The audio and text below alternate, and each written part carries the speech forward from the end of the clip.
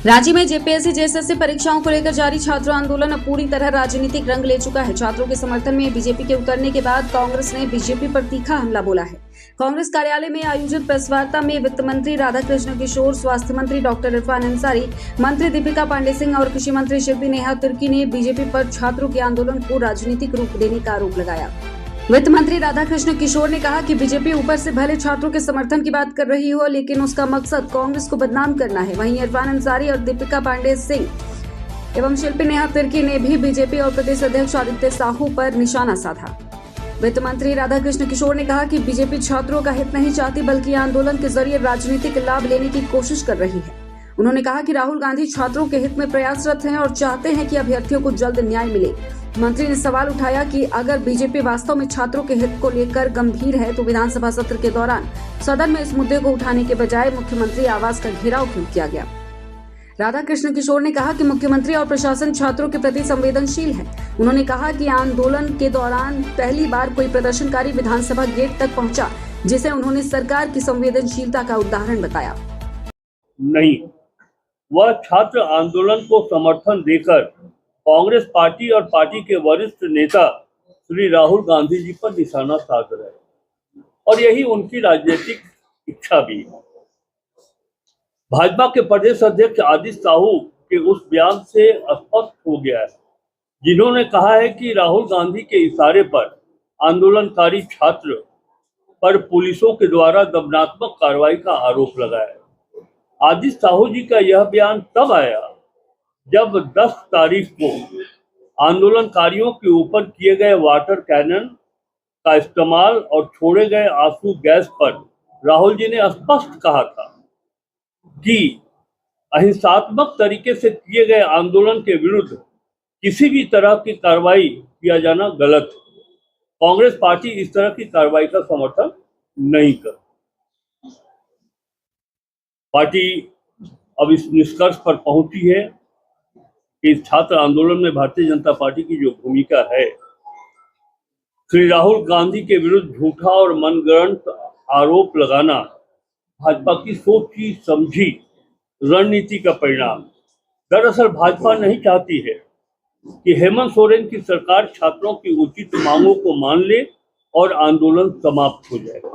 झारखंड के वर्तमान छात्र आंदोलन में भाजपा की साजिश यही है कि ऐसा माहौल बना दिया जाए ताकि आंदोलन जारी रहे और भाजपा अपनी राजनीतिक रोटी उस आंदोलन के चूल्हे पर सेक सके। भाजपा यदि चाहती, ये कांग्रेस पार्टी का तर्क है और बड़ा ही मजबूत तर्क और आधार भी। भाजपा यदि चाहती तो 10 अगस्त 2026 को ही विधानसभा सत्र के दौरान छात्रों की मांग पर सार्थक निर्णय हो जाता, लेकिन भाजपा ने ऐसा कभी भी इच्छा जाहिर नहीं की और उनके कृत्य से भी ये प्रमाणित होता है। भाजपा ने ही कार्य मंत्रणा समिति की बैठक में यह प्रस्ताव दिया था कि वो छात्रों की समस्या और किसानों के संदर्भ में सुखाड़ की समस्या को लेकर अनुपूरक बजट के ऊपर स्पेशल डिबेट चाहते हैं, विशेष वार्ता करना चाहते हैं। कार्य मंत्रणा समिति में ये तय हो गया था कि ठीक है, आप करिए, सरकार तैयार है। हम 2 घंटे के बजाय 3 घंटे की समय निर्धारित करते। लेकिन जब 10 अगस्त को अनुपूरक बजट पर सत्र चला तो भारतीय जनता पार्टी के नेता सदन में आने के बजाय मुख्यमंत्री के आवास को घेरने चले गए। हम लोग अच्छी तरह से जानते हैं, क्योंकि हम लोग सरकार में शामिल हैं, मुख्यमंत्री जी की एकदम प्रबल इच्छा थी। स्वास्थ्य मंत्री इरफान अंसारी ने कहा कि आंदोलनरत छात्रों की तबीयत खराब होने पर तत्काल मेडिकल सुविधा उपलब्ध कराई गई। उन्होंने बीजेपी प्रदेश अध्यक्ष आदित्य साहू के राहुल गांधी को लेकर दिए गए बयान पर भी तीखी प्रतिक्रिया दी। साथ ही आरोप लगाया कि 10 अगस्त के विधानसभा घेराव के दौरान बीजेपी ने प्रदर्शन को प्रभावित करने के लिए दूसरे राज्यों से लोगों को बुलाया।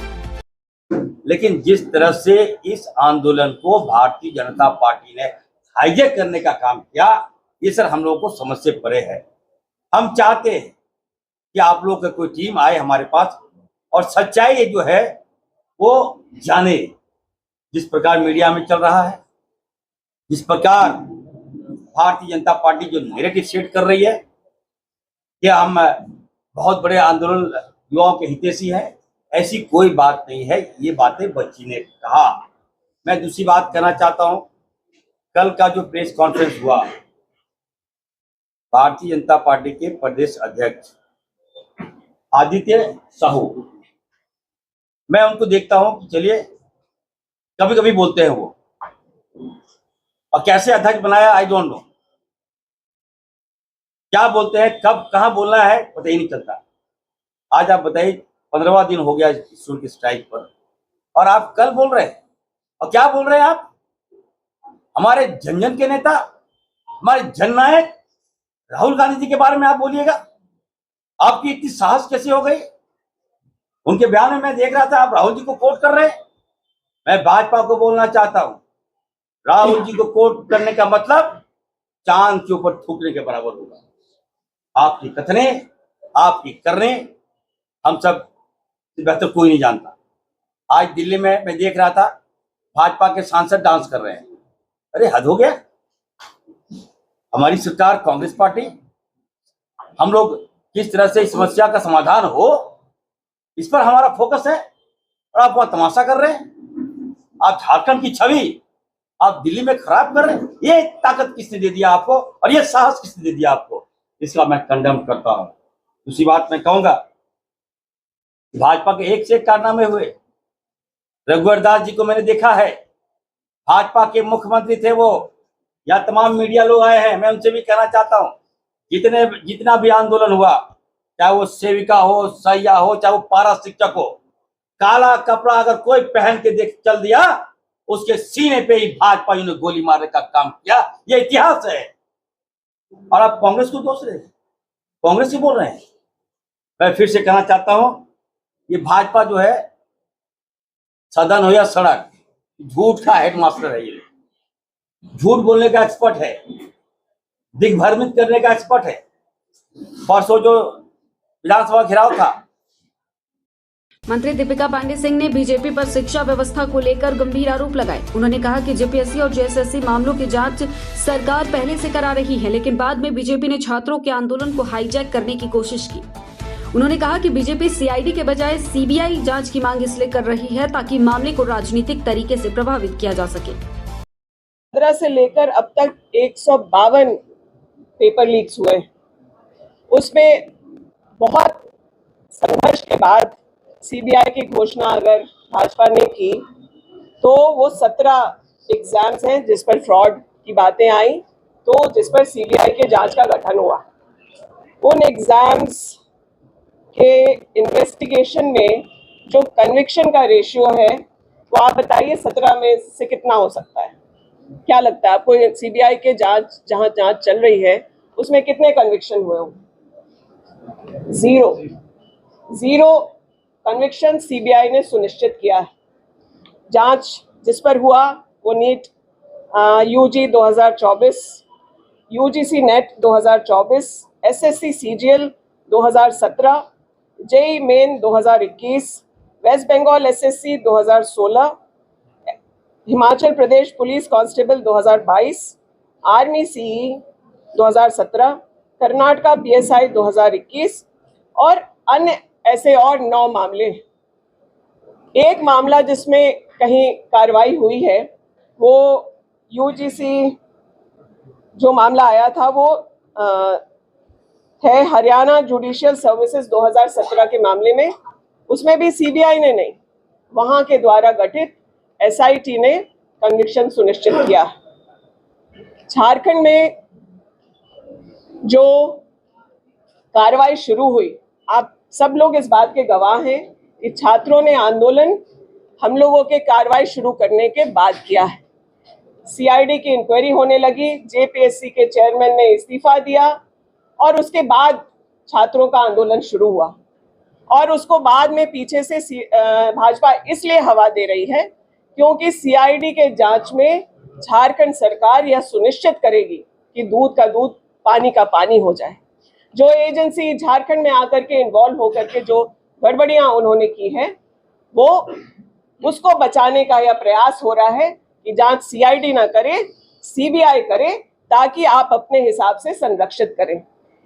नीट के मामले में 2024 के मामले में इन्होंने 90 दिन में जो चार्जशीट दाखिल करना चाहिए उसको उस डेट को उन लोगों ने फेल किया। पहली पेशी जो वकील की होनी थी, वो सरकार के पक्ष का वकील पहली पेशी में नहीं पहुंचता है। तो ये तमाम मामले सीबीआई के हैं। आपके पास मैंने फैक्ट्स रखा है, आप लोग अपने स्रोत से वेरीफाई कर लें। और सीबीआई के लिए बच्चों के माध्यम से एबीवीपी और भाजपा। कृषि मंत्री शिल्पी नेहा तिर्की ने भी बीजेपी पर छात्रों को भड़काने का आरोप लगाया। उन्होंने आदित्य साहू के राहुल गांधी पर दिए गए बयान पर आपत्ति जताते हुए माफी की मांग की। वहीं छात्रों पर हुए लाठीचार्ज को लेकर उन्होंने कहा कि सरकार की ओर से बल प्रयोग नहीं किया गया, बल्कि प्रोटोकॉल के तहत स्थिति को नियंत्रित करने के लिए सख्ती बरती गई है।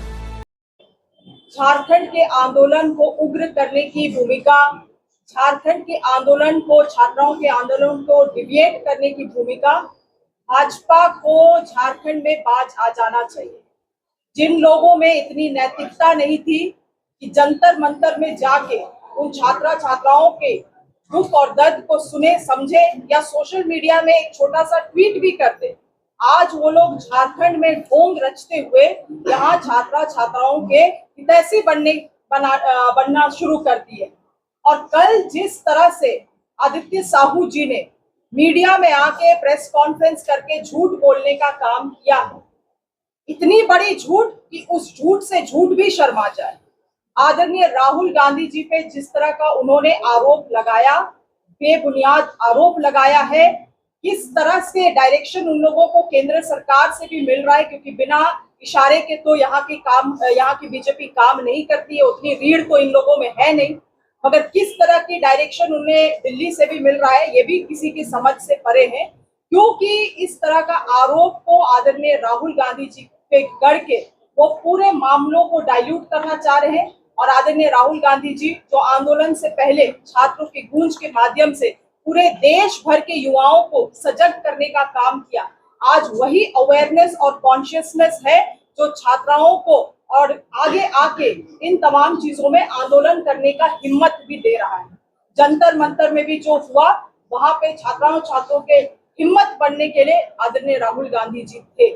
और इस तरह से उनको डिमीन करने का काम आदित्य साहू जी ने किया है। माफी मांगना चाहिए उनको सामने आकर, बेबुनियाद कुछ भी अलबल ना बोले अपनी राजनीतिक रोटी सेकने के लिए, क्योंकि झारखंड की जनता और खास करके जो प्रोटेस्टिंग स्टूडेंट्स हैं वो लोग भी इस बात को समझ गए हैं कि जो बीजेपी है और उनसे एसोसिएटेड जो विंग्स है वो लगातार अपनी राजनीति को सेकने के लिए यहाँ के आंदोलन को एक ढांचा बनाने का काम कर रही है।